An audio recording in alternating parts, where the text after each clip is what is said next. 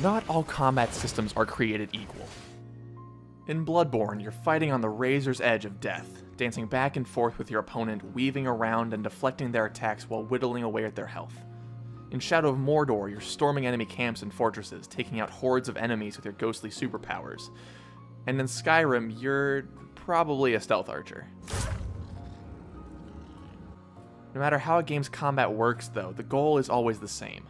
Minimize the damage your character takes while maximizing how much damage they dish out. And the best way to achieve this is by way of efficient play through mastery of the game's systems.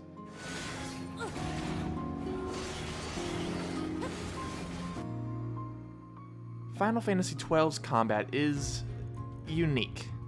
It's weird and it's divisive, but after spending some time with it and understanding it better, I've come completely around on my feelings towards it. Hi, my name is Aaron Jolliffe, and this is Art Perception.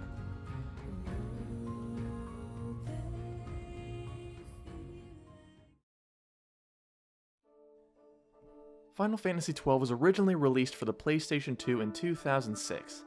It tells the story of a peasant boy who sets out to find his place in the world and ends up embroiled in a quest to save his home country of Dalmasca from the tyranny of the Arcadian Empire.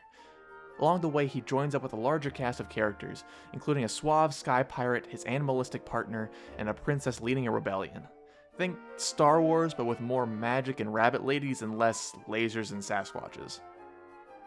Coming fresh off the heels of their debut MMORPG Final Fantasy XI, first released in 2002, Square Enix decided that the classic turn-based combat and active time battle systems just wouldn't cut it for their flagship series anymore. And Final Fantasy XII was given a more automatic, real-time combat with the Active Dimension Battle system. Basically, enemies appear directly on the field, and characters automatically start fighting once they get close enough.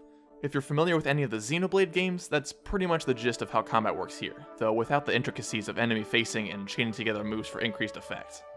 And that's where I started to have problems with the game. See, I've played Xenoblade, so when I started playing the Zodiac Age remaster of Final Fantasy XII, I immediately felt the impact that not having those options had on the overall experience. Like so many people before me, I started getting bored and had to force myself to slog through fights. I've seen people talk about manually inputting all character commands, but I don't think that solves the issue either. The menus just aren't set up in a way that's really conducive to that style of play. But Final Fantasy XII features a subsystem that changed my entire perspective on the combat. It lets the player set up special commands called Gambits that refine how the characters behave in battle. These commands tell your characters to perform actions when specific conditions are met, like if statements in a computer program, like using an antidote when someone's poisoned or healing someone whose HP drops below 30%.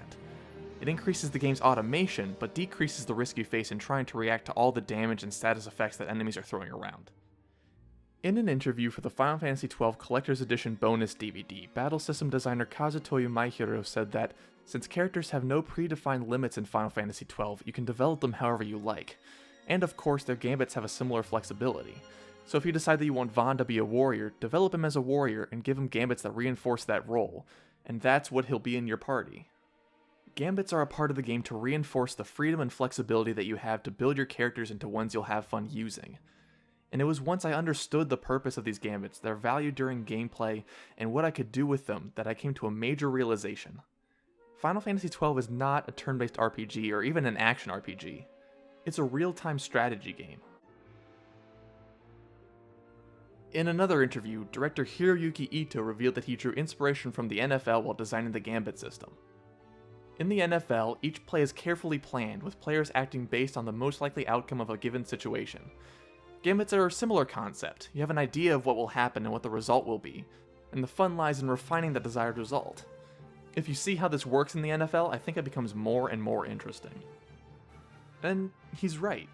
My satisfaction while working my way through Final Fantasy XII didn't come from the moment-to-moment decisions, but from optimizing my gambits and seeing how methodically and efficiently I could take down enemies. Strategizing which commands were most universally important and which ones needed to change to address individual challenges immediately ramped up the amount of fun I was having with the game. That's not to say I'm good at it or I found a way to play that didn't require any level grinding or gear upgrades, but I did have a lot more fun and felt a lot more engaged with what was happening on screen. If you've had a similar issue getting into the game, I encourage you to give it another shot and concentrate on the elements of versatility and efficiency that Gambits can offer.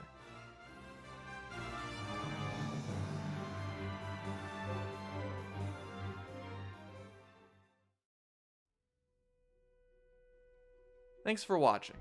Final Fantasy XII is not for everyone. That's gonna be true for any piece of media, but I think this one ranks up there with early Monster Hunter in terms of obtuse accessibility. It's definitely not my go-to recommendation for newcomers to Final Fantasy, but I do think much more highly of it now than when I first started playing. I also think that it's a great example of how understanding developer intent can enrich an experience, and I'm curious if this video reminded you of a time you found yourself in a similar situation. Well, that's all I've got for now, so until next time, my name is Aaron, and have a great day.